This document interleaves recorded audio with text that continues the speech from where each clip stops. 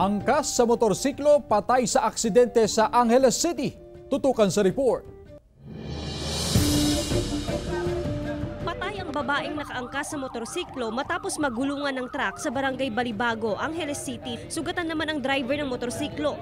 Sa investigasyon ng pulisya, binabaybay ng 10-wheel truck ang lugar nang biglang mag-overtake ang motorsiklo kung saan nakasakay ang dalawang biktima.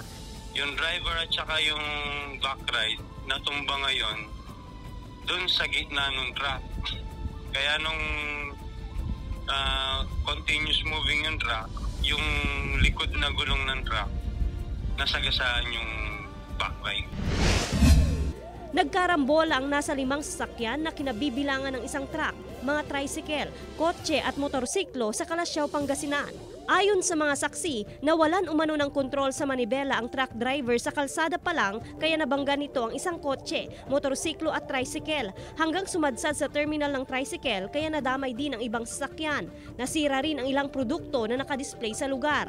4 na katao ang dinala sa pagamutan matapos masugatan sa insidente. Sugatan at agad itinakbo sa ospital ang 15 pasahero ng jeep matapos mahulog sa bangin sa bahagi ng Katakdangan, Manabo, Abra.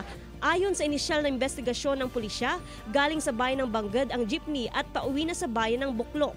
Nagsalubong sila doon sa may one-way. Pareho yung isip nila na iwasan yung collision. Itong pick-up umiwas doon sa kanan niya.